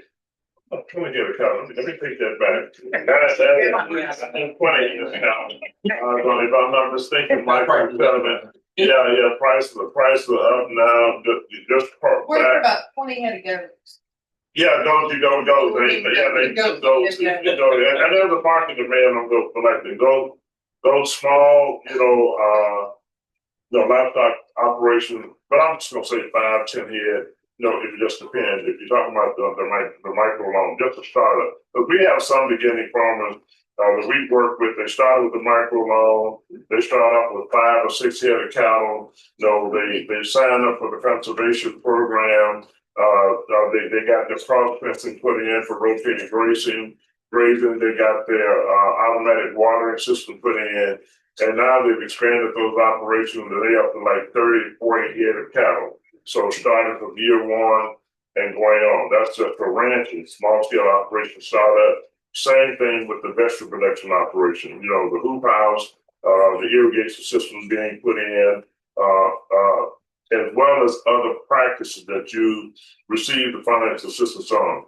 Now, what's the maximum on the CSP and the minimum payment on the? I'm not going to look at it because she just turned my eye.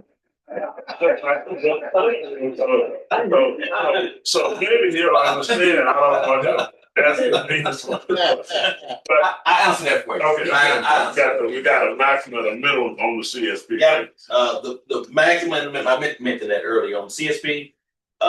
She mentioned the CSP. Another thing about CSP, I know you talked about small farm and maybe size of the room. So I always think about it. NRCs do not have an acre requirement, size, acre. But the minimum for CSP is $4,000 per year, and that contract 5 years. So that's 20,000. So if you're looking at one of our largest hoop houses, which would probably be a 30 by 96, they come up to 2880 square feet, and that's going to only take up 0.2 acres.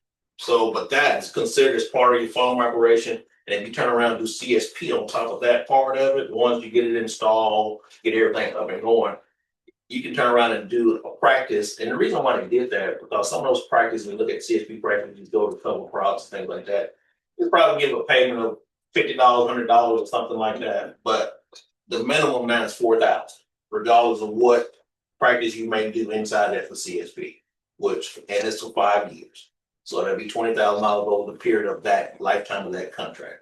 So those are, now, the maximum under CSP, if it's an individual, it's 200,000. If it's an entity with embedded entity, most time if it's couple people, it's 400,000. So, and equip wise, I didn't give that payment limitation for equip. It's 450,000 for equip contract over. Now it was set for the 5 year of the farm bill, but we hadn't had a farm bill in a while. So 2018. So yeah, 2018. So it is still set at 450,000, but they didn't really say when or how long. They did reset. That's how we was able to do this year our equip contract, because they reset that payment limitation this year, which would allow a lot of our farmers and producers had met that $450,000 over the last 7 years since the farm bill. So, but that's the payment limitation, the minimum. But we don't have a minimum acre size. But the minimum, we do have a minimum payment on CSP. We don't have a minimum on our equip. So, but we do have a minimum on that part of it.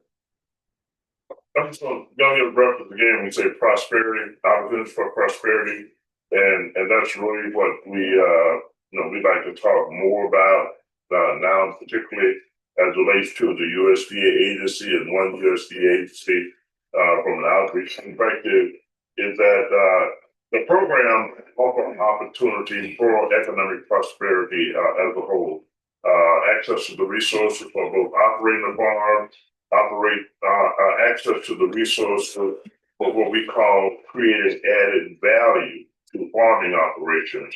To the extent that the added value itself is added both on the capacity of those farming operations and the access to the resources themselves while operating those farming operations, mitigate certain areas of risk factors that are involved, provides a great assurance for prosperity and success, which FSA looks for with those particular farming operations, be it if they're beginning farmers or if they're experienced farmers. So that's what this is all about. That's what hopefully that everybody is clearly getting clarity on from this particular meeting and from what the agencies are talking about. $450,000 of added value as relates to any farming operation, be it small scale or larger scale, is very, very, very, very meaningful. We have one producer who's working with the other year in partnership with the University of Arkansas at Pine Bluff, some consultant, conservation individual, and the farm on the equip got up to $100 plus $100,000, I think, Larry, is what he got in the Ford City, or 100 plus or 200 plus thousand on that equip. Oh, that was on the RCPP, I'm sorry, which is a little different. A little different, yeah. Yeah, a little bit different. That was on the RCPP, but still through Natural Resource Conservation Services. But anyway, the point is, what that's operation able to put in, was the irrigation, a hoop house. He had roughly 2 or 3 acres of land engaged in vegetable production. He extended his growing period with the hoop house on considerable amount of that land with the hoop house, irrigation itself, mitigating risk as relates to his production on his farming operation with his vegetable crops, and more diversity and dealing with and reducing some of the risk factors as well with the type of vegetable crop that he was producing on that farm. So again, added value, opportunity for prosperity from the perspective on that side of it, as well as revenue generating, repayment ability, economic sustainability from the overall farming operations, and that being offered by Farm Service Agency with the loan assistance as well as other programs that they provide to mitigate the risk factors that's involved with the disaster payment, market assistance programs, and things of that nature. Did I cover most of it, Pete? Yeah, you did. Yeah. May I say one other thing? It triggered when you was talking on the beginning farmers and ranchers, especially some where they are state. Right. The beginning farm ranchers under equip actually has a little bit higher incentive cost share payment for beginning farmers and ranchers, the BFRs. So it's more like 90% cost share. Also, it has a component in there where you can do advance payments. And then also I remember brought back to my attention when you was talking about the loans. Right. A lot of those loans, and he was asked the question under the produce farmers and hit Kyle, corner Kyle on that one, but all NRCS program part of it. But what it does, we have a couple options on that deal, even through NRCS, because we do have a component where you can do an advance payment, Right. for one, and second, you can also do an assignment. And what that does is help that process of the loan process. They don't have to do the loan and put it up front.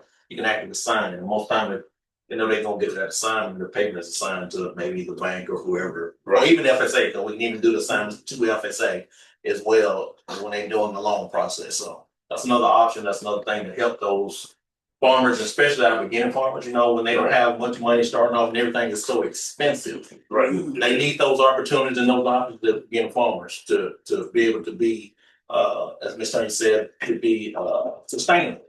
Right. And those are the things that we can help through NRCS and FSA have programs that they all make sure they sustain it as we just want that experience. Well, that's the reason why we out there in our program is to help them do that as well, so that for our beginning farmers as well. Since it's so tough right now for the farming environment. And I just thought about that when you start talking about the beginning farmers and what they can do with the prosperity and that kind of stuff. But we do have different options for our beginning farmers. And the beginning farmers, the eligibility, less than 10 years farming, and then the part with the acres, the requirement. Yes. It's per county, every county. Yeah. Right. So, All right. That's just thought I had to that. Okay, that's are there any other questions? I don't want to answer everybody's questions for that. But I hope we've covered. You covered just about everything we need to know. I know we begin. I like it. That was good. You explained what we need to, like a lot of people need to know. Okay, well, I just like to make sure if there's a need for, if there's a clarity, we need to bring clarity on anything that has been stated here, any information been provided by the agency, then, and if we don't get it here today, you can always reach to our office at 870-734-3005. That's our office in the Brinkley Fargo area. And our office in Forest City is that's budget president. That's it. I got the wrong answer on that one too. It's on the front cover. Front cover. Okay, well, just look. Yeah, it's all good. So, if you look at the front cover of the program, the data we passed out, you'll have both the phone numbers for our office operations. Mr. Michael Tucker, I don't do any of this work. This is done by Larry Lawton and Michael Tucker, the gentleman over there, and some other ladies that work with it. It's along the package in the application development for the conservation program as well as the development of the loan business package as well. I did want to add, for the helm. My name is Tanya Washington. I'm the area director, and these are all my staff. I got Amber with this. She didn't say that. Jefferson County, then of course Kyle Harris. He's my photo manager for Jefferson County, and then I got Leo Brewers, he's my CDP for Jefferson County, and then our agents, interns, and Mr. Victor Dupre. And I am housed in Arkadelphia, Arkansas, so that's where I'm housed, but I'm from so I don't mind coming this way anytime. With any area that I'm needed. So I just want to. Well, I thank you because I guess it kind of brings back. I'm Kennard Williams, and I'm the state outreach coordinator and being farmer outreach coordinator for the state of Arkansas. Let me give you my phone number because I cover the whole state. Especially, so if anybody in a different state that listens to this, program, they can call me and I can get their phone numbers, information to the county or give you to the direction of which way you need to go or which county you need to go to. And I'm always available. I don't mind going anywhere in the state of Arkansas because I'm based out of Little Rock. I'm about 2.5 hours anywhere across the state, any point. So just let me know if you want me to come and have questions at the point. Give us a call. My phone number is 870-270-8923. That's my cell number. Let me give you my email address, which is probably the best way to catch me because I'm always on the move. It's Kennard, KENNARD .Williams with the S at USDA.gov.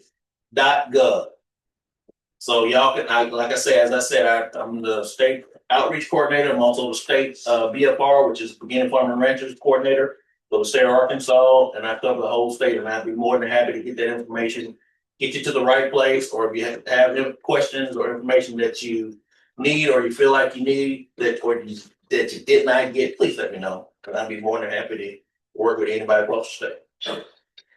Who is the DC for you?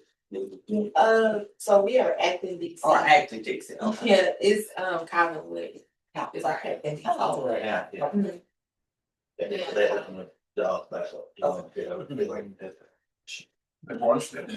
get your number?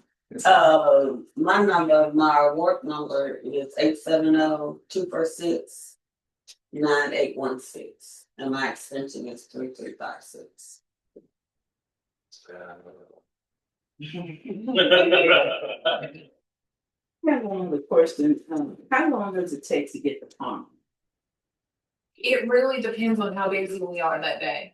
Sometimes if it's super simple and you walk in with your deed and we have 5 or 10 minutes, we can get it taken care of within that 5 or 10 minutes and get you on your way.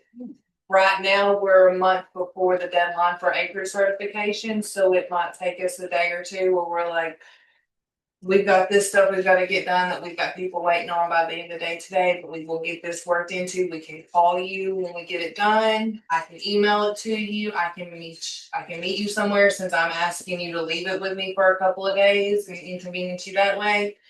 It just really depends on how busy our workload is and coming off of that. But normally, within 5 or 10 minutes, we can get you set up there. And if our internet is working properly. It's not down. That has been our big issue here lately. Is waiting on internet to decide to work accurately. Too much rain. Too much rain. Too much something. It sounds like that.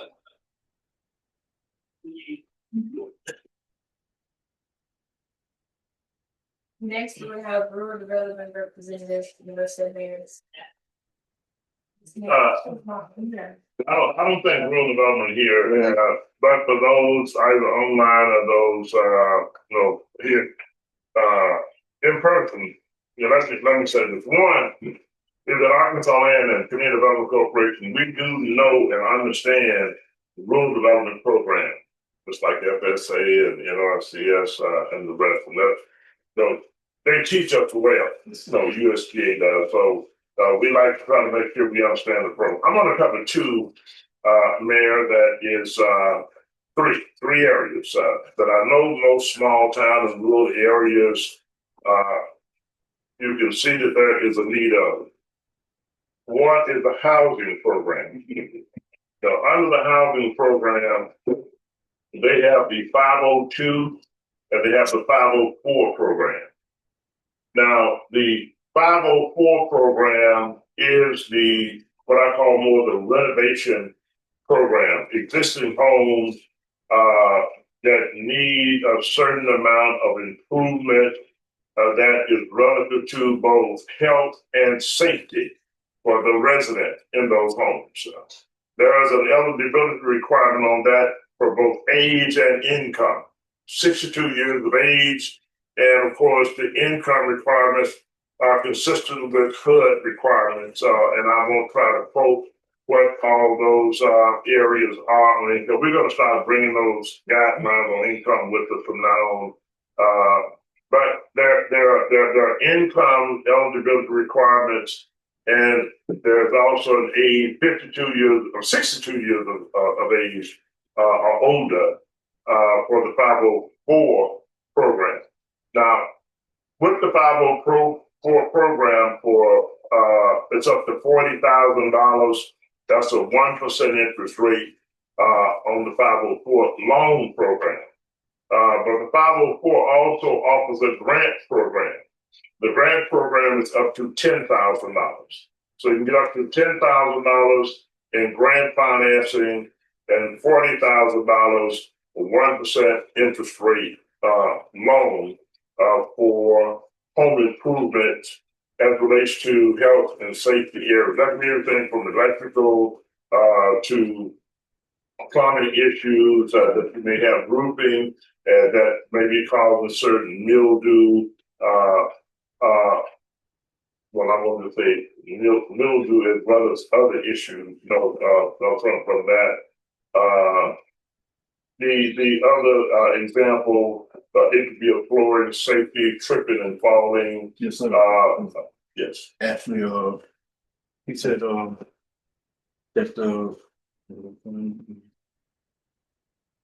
the grants for 504 are now 15,000.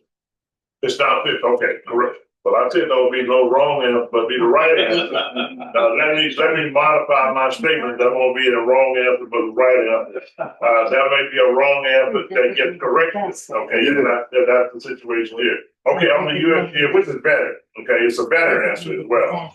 On the grant side, with the USDA Rural Development Program on the housing, the 504 program, it is now $15,000 in grant. Designated disaster areas. It's designated disaster areas where it's 15,000 one time, once in a lifetime. But you're correct, it's still 10,000 and then it's 40,000. You're correct. Okay, so it's 15. Designated disaster area, it's 15,000. Okay, so designated disaster area. Now see, I was right the first time. You're right. Let me just put some clarity on it. See, I designate me as being wrong, so I'm right.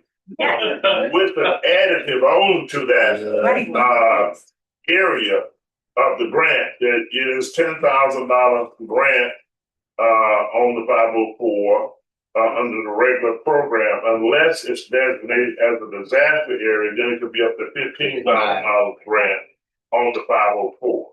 Okay, so I was right on the first page. I did an add-on to that. Okay, on the grant side. That's why. That's why you're correct. Okay.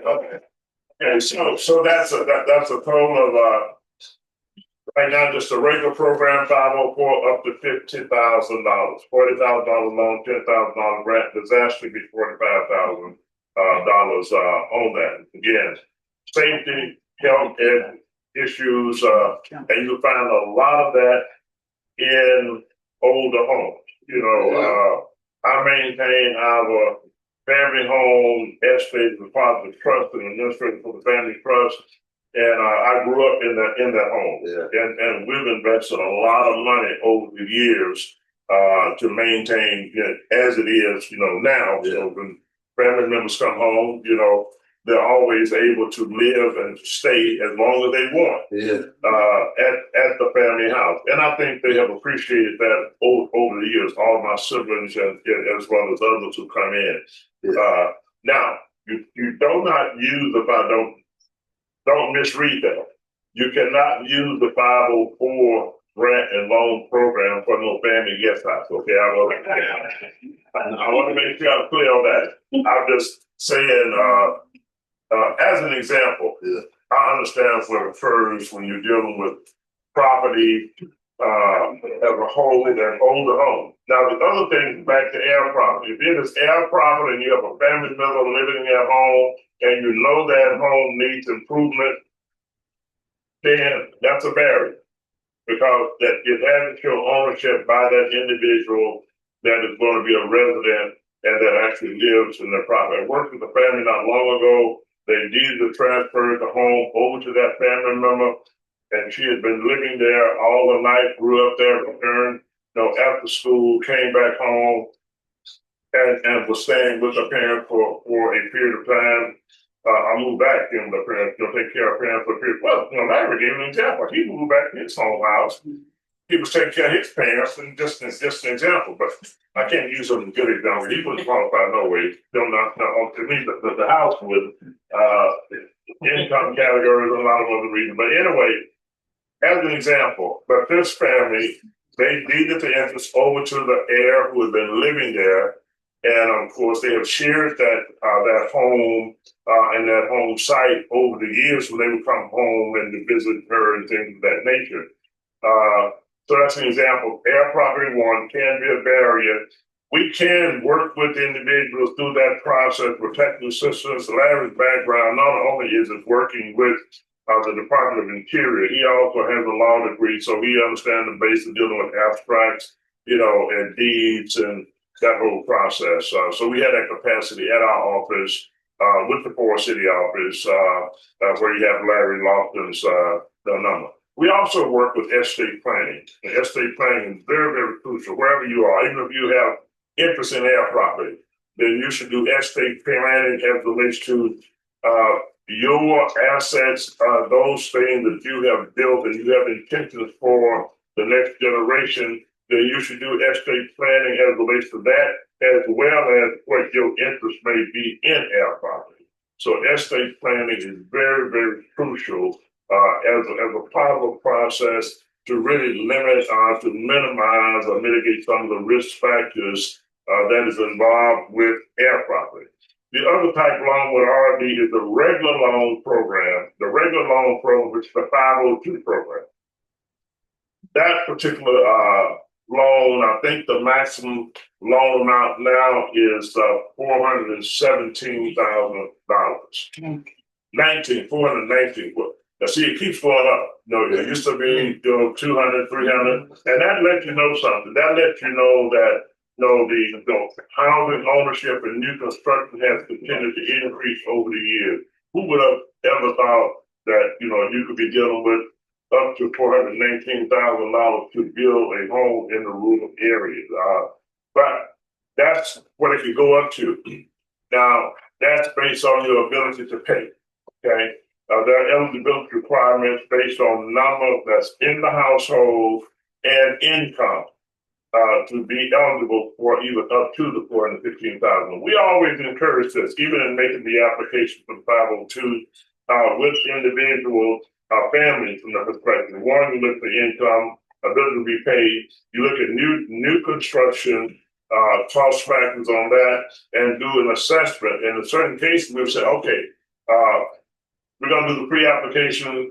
We know what you're eligible for. You qualify for income-wise. So if you only qualify, you're eligible for $200,000, and the cost of construction for an affordable home, 3-bedroom, 2-bath, whatever the norms is and square footage is, then you can't build that with $200,000. We ask them to do an assessment and look at your local area on existing homes. It may be that you can purchase a home, with the $200,000, less than $200,000, with room for making improvements on that particular house that may be needed.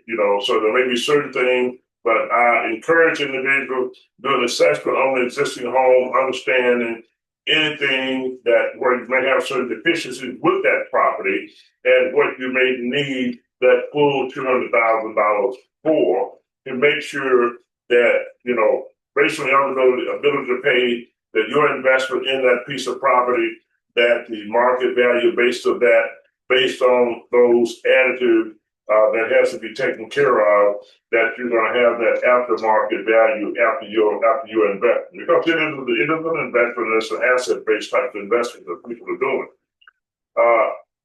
The other area is on your community facility grant programs. Now, they have the community facility grant program for municipalities, but also nonprofit organizations that are eligible for the community facilities grant program. The determination and that's both in the grant side and on the loan side. Determining how much one will be eligible for on the loan side, on the grant side, and on the grant side, and on the loan side. Rural development makes that determination. It does differ from one area to another area based on the census tract, as well as the overall economic status and average income for that particular area. So community facilities, not just for building and facilities. Rural development can also assist in purchasing equipment for municipalities, fire trucks, safety type of equipment, police cars. Also falls in the category as far as support assistance and what they can do for our local rural area. Okay, so both on the facilities, community facility grant, then they also have the program, that provides financial support and assistance for safety equipment as well. Again, fire protection, police protection, police cars, things of that nature fall in. If I'm wrong on any of this, I'm going to try myself to be right now because we'll done it not just so I'm going to say it all. I actually right answer. They also provide the financing for infrastructure. Infrastructure, again, it could be based on the ability itself of that community, of that municipality, infrastructure both for water and sewer system. In a lot of our communities, in certain cases, there's a great need for that because communities receive both loans, in some cases, a combination of loans and grants 20, 30, 40, 50 years ago, and the town now need to modify those facilities and that infrastructure for a number of reasons. The population may not be the same. Your capacity is over as far as what you can serve population-wise. So you're over capacity-wise, and then on the other hand, you have the inability income-wise if there's a continuous amount of debt that's still tied to it. And in certain cases, there's a combination of both the debt and the debt combined with the maintenance and cost for upkeep that creates an adverse effect on the municipalities, on those communities. So I think I'm right in a lot of cases that we've looked at and what we've seen from that perspective. But I would truly recommend that individuals get with rural development, to let them work with you to look at what they can do for the local communities as it relates to the availability of their resources and how they can be beneficial for you in those particular categories, particularly from the community perspective in those program areas on facilities, community facilities, equipment, fire protection, and safety, from that standpoint. They do have a loan program for business enterprises as well. They have both the loan program and a grant program for business enterprises. And there's a process and how they work with communities and in partnership with the local leadership to access those resources for small businesses, either for expansion, normally for expansion, that's going to result in job creation and economic impact in the local area. Again, they have staff. Most of those resources, you access those by way of the state office on the community facility as well as on the financing for the business enterprises, both the loan and the grant side. A number of other programs they have for cooperatives. They have the energy program as well as the grant program, and one that is really, I would say, sometimes underutilized is in our local areas. I think not knowing it is the energy program, the energy grant program. That's also available for farmers. The energy grant program is available through RD on the farm program side. So, I'm going to stop there. This I'm out of time. Mike said I'm out of time. I'm going to stop. Y'all can call our office 870-734-3005. we can either do it in person or we can set up a Zoom and do individualized type of meetings with individuals or with families in any of the program service area. And if necessary, and we want the resource individual, the technical people here with us, we'll contact them and send them the link and allow them to join in with that meeting based on what the needs may be of that particular client. Thank you very much. I'm going to turn it back over to, if there are no other questions, if you're in the closing out now, was that my closing statement? Let me just say one thing. Yeah. In your programs, there are two forms, the evaluation of claim form as well as the client intake form. So if you'd be so kind to fill these out, they're very beneficial to us and let us understand how well the meetings went and what subjects you were interested in and whether or not you received the information that you intended to receive. To help us to establish our meeting criteria. And we also want to have you on our mailing list for the advancer. We put out a newsletter to talk about all of these areas that we talked about here today with FSA, NRCS, and others, and current regulations that may be coming out, as well as information on air property and a lot of other subject areas and business enterprise that exist in your local community. So we do want you on our mailing list as well.